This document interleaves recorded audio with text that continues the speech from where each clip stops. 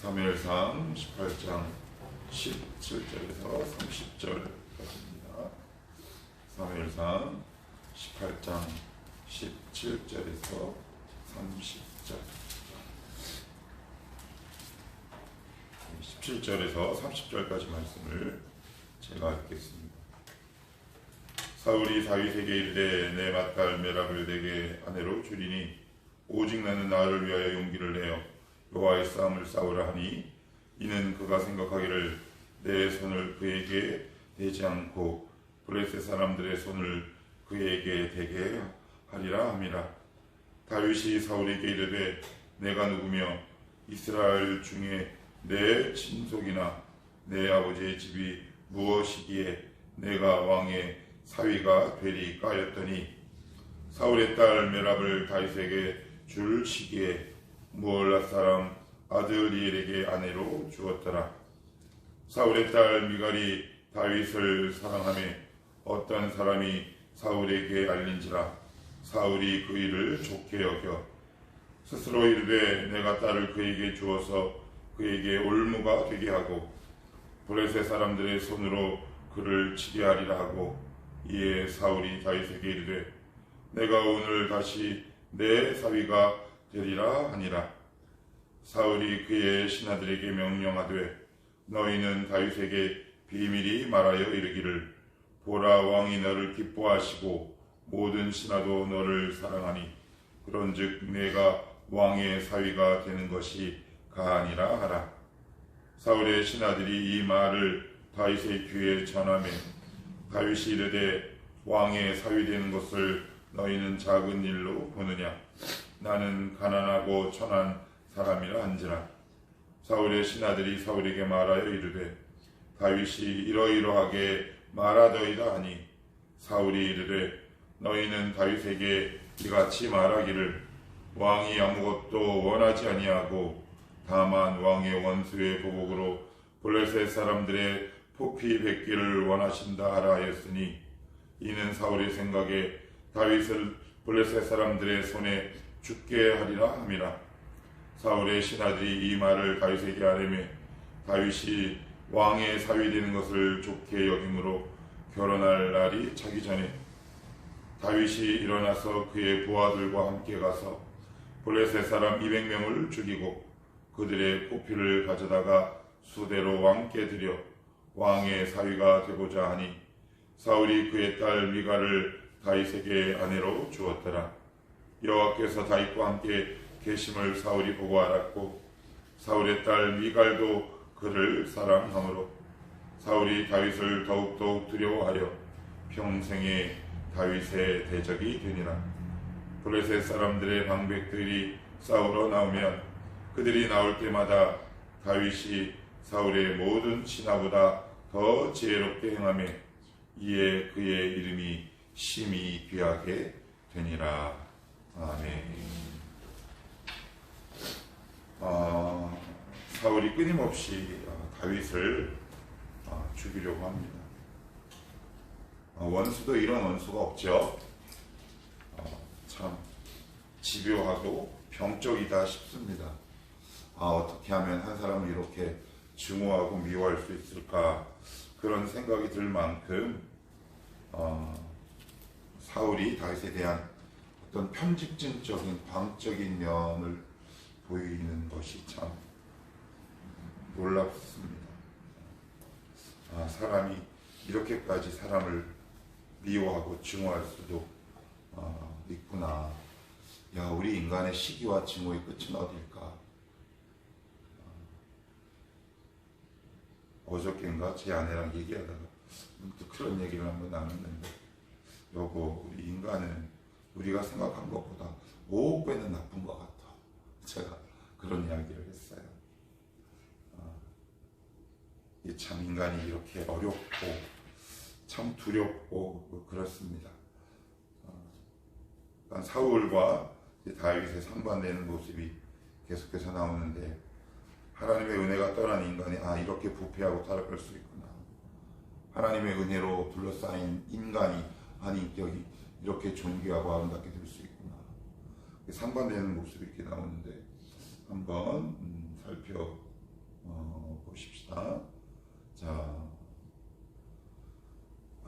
보시면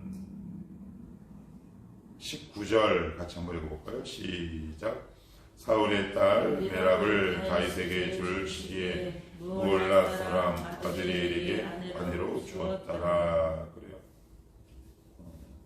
17절에 보시면 분명히 메랍을 내게 아내로 주겠다라는 약속이 했는데 이게 확실히 정신병자가 맞아요. 지금 악신이 들렸잖아요. 어제 한 이야기, 오늘 한 이야기가 너무 다르죠. 19절에 보시면 다윗의 딸 메랍을 사울의 딸 메랍을 다윗에게 줄 시기에 무올라 사람 아드리엘에게 아내로 주었더라. 다윗에게 줄 시기에 라는 말은 그 메랍이라는 한 여인이 시집갈 나이가 찼으니 라는 뜻입니다. 당연히 다윗에게 주어야 하는데 다윗에게 주지 않지. 그러면서 20절에 이렇게 성경을 적고 있는데 좀 무서운 이야기입니다. 같이 한번 읽어볼까요? 시작. 사울의 딸 미갈이 다윗을 사람에 어떤 사람이 사울에게 알린지라 사울이 그 일을 좋게 여겨. 그래요. 좋게 여겨. 그래요. 좋게 여겨. 누가 좋아한대요? 여기 보시면 사울의 딸 미갈이 괜찮은 사람이죠. 이때 당시 약 다윗의 나이가 20살 내외 정도 됐을 시기라 그래요. 이스라엘 남자는 보통 20세가 약간 넘으면 결혼을 하거든요. 지금 우리의 어떤 결혼 정년기와는 좀 많이 달라요. 그러니까 주위에서 봐도 한 여인이 봐도 다윗이 굉장히 매력적이었던 사람인 것 같아요.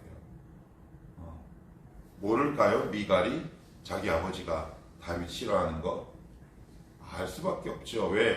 이미 벽에다가 창을 몇 번씩 던졌는데 같은 왕궁에 그 일이 어떻게 소문으로 커다랗게 퍼지지 않았겠습니까? 상식적으로 누구나 다 아는 이야기죠. 당연히 그 왕가에 있는 미갈도 당연히 알 수 있죠. 그러니 우리 아빠가 다윗을 되게 싫어하고 심지어 죽이려고 하는구나. 그런데 얼마나 다윗을 좋아했으면 이렇게 성경이 기록하고 있고 수많은 사람들이 알 수 있을 만한 그렇게 몸의 증상으로 나타났다는 말이에요. 그러니까 다윗이 얼마나 매력적이었나. 성경은 그것을 아울러서 얘기하고 있는데 우리가 주목해서 봐야 할 단어는 20절 맨 끝에 그 일을 좋게 여겨예요. 좋게 여겨. 앞에서 메랍을 줬어요. 다른 사람에게. 그러니까 미갈이도 좋아한다는 얘기를 또 사울도 역시 들었어요. 그런데 그 일을 좋게 여겼는데 여기서 말한 좋게 여기다라는 말은 내가 왜 그때 다윗에게 안 줬을까?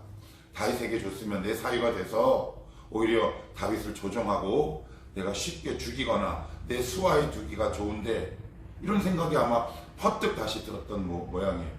여기서 좋게 여겨라는 말은 21절을 함께 봐야 돼요. 21절 시작.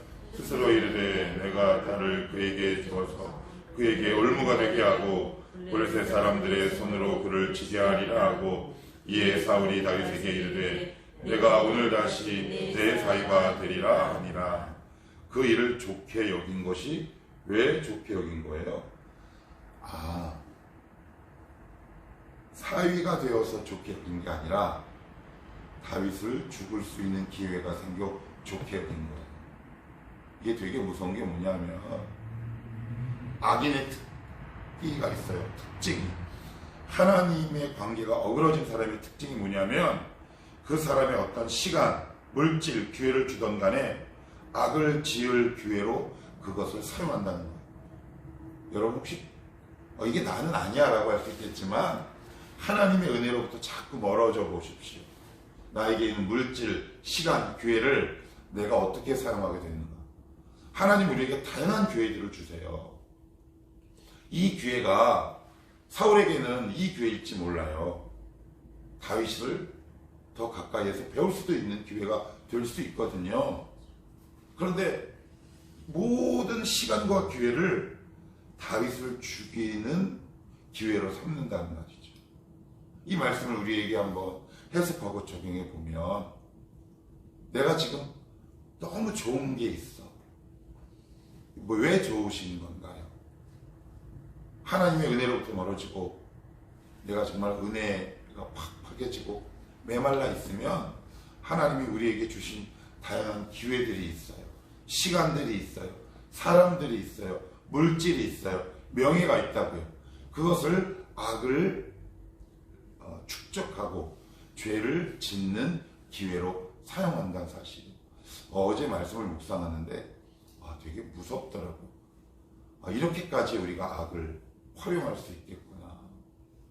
악을 활용할 수 있겠구나. 그리고 26절도 한번 보시겠어요? 26절 시작. 사울의 신하들이 이 말을 다윗에게 아뢰매 다윗이 왕의 사위 되는 것을 좋게 여김으로, 여기 좋게 여긴다라는 말이 나오는데 누가 좋게 여겨요? 다윗이. 똑같은 단어예요. 똑같은 단어. 이게 무슨 얘기냐? 사울은 다윗을 죽이게 된 기회를 얻을 수 있어서 좋은 거고, 다윗은 분명히 저 사울이 자기를 몇 번 죽이려고 했음에도 불구하고 왕의 사위가 되는 것을 좋게 여긴다. 순수하게 좋게 여겨요. 이게 선한 사람은요, 악한 사람과 달리 누군가의 호의를 호의로 받아들여요. 왜? 사회생활 하다 보면 그런 사람들이 있어요. 예를 들어서 이거 먹어 라고 주면 이런 사람들이 있어요. 저 자식이 나한테 이걸 왜 주지? 라는 사람이 있어요. 세상 것을 지혜로 얘기해요. 교회 공동체 안에도 제 안에도 그런 게 있더라고요. 제가 참 못됐어요. 지금은 그렇고 하나님께 많이 혼나서 그러지 않은데, 예전에는 누군가 저에게 호의를 베풀면 그냥 다윗처럼 좋게 여겨 순수하게 받으면 되잖아요. 근데 저 새끼가 나한테 왜 그러지? 한 바퀴 꼬기 시작해요. 그게 왜 그런가? 그 당시는 몰랐는데 제 안에 상처와 해결되지 않은 죄들이 너무 많다. 그렇구나. 마음이 꼬인 사람은 누군가의 호의도 순수하게 받지 못하는구나. 우리가 하나님이 우리 사랑하시잖아요. 여러분 아멘 하고 순수하게 받으세요. 하나님 우리를 사랑할 때 우리는 하나님의 사랑을 순수하게 받지 않아요. 왜곡되게 받아요. 납득되지 않아요. 우리가 바로 그런 것 같아요. 그러니까 두 동사를 사용해요. 사울도 좋게 여기고 다윗도 좋게 여기고. 히브리 원어를 보시면 단어 하나 틀리지 않아요. 똑같은 단어와 동사를 사용해요. 그런데 사울은 좋게 여긴 것이 다윗을 죽이게 돼서 좋게 여기고, 다윗은 사울의 사위가 돼서 좋게 여겨요. 얼마나 달라요. 심보가, 마음밭이, 심령이. 우리 좀 이렇게 됐으면 좋겠습니다. 누군가의 호의를, 하나님의 호의와 사랑을 있는 그대로 좋게 여기는 마음밭을 가진 사람, 이런 사람이 복받지 않을까요? 이런 마음을 갖고 있는 사람이 하나님이 더 복 주시지 않을까요? 하나님의 사랑을 왜곡하지 말고요. 누군가의 호의를 왜곡하지 마십시다. 그냥 있는 그대로 선하고 순수하게 받아들이십시다. 그런 사람이 은혜가 머무는 사람 아닐까요? 그런 사람이 하나님의 사랑을 경험한 사람이 아니겠습니까? 25절, 27절도 한번 볼게요. 25절에 보시면 사울이 이르되 너희는 다윗에게 이같이 말하기를, 그러면서 뭐라고 얘기하냐면 또 그럴듯한 이유를 대해서 다윗을 죽이려고 해요. 뭐냐?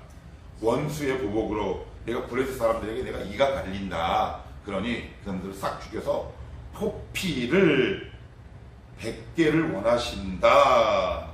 이렇게 얘기해요. 가죽이에요. 가죽을 싹 벗겨갖고 오란 얘기예요. 중요한 부위 가죽을. 그랬더니 27절 한번 볼까요? 시작. 다윗이 일어나서 그의 부들과 함께 가서 블레셋 사람 200명을 죽이고 그들의 포피를 가져다가 수대로 들여 왕의 사위가 되고자 하니. 몇 명을 죽였어요? 202명. 사울은 몇 명을 원했어요? 오버 아니에요? 청년들 말로 에바다 이거. 오바지요.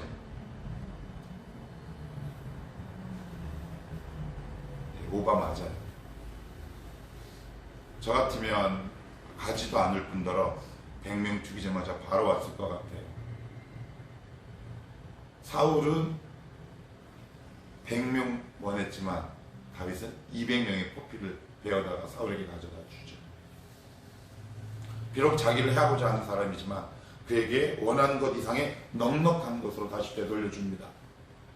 근데 우리는 하나님 앞에 참 째째하죠. 저를 보면 하나님 앞에 참 인색하다 싶어요. 하나님이 예를 들어서 너 이거 10만큼만 한번 나에게 가져와 볼래? 라고 얘기하면 저는 참 싫어합니다. 여러분 모르겠어요. 참 인색해요. 근데 다윗은 심지어 왕에게 자기를 죽이려고 하는 사울에게 인색하지 않았던 사람이었어요. 그래 왕이 원하시니 내가 조금 더 넉넉히 드린다. 나는 과연 하나님이 나에게 진성아 너 이거 한번 해볼래?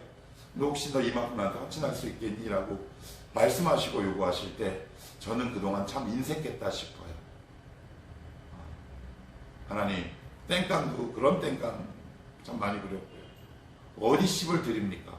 5 드리고 생색이라는 생색은 얼마나 많이 내고 살았는지, 그러면서 복 달라고 왜 이렇게 외쳤는지, 그리고 또 왜 이렇게 복 안 주시냐고 왜 이렇게 못되게 굴었는지 참 저의 모습을 보고 다윗의 모습과 한번 비교를 자연스럽게 해보게 되더라고요.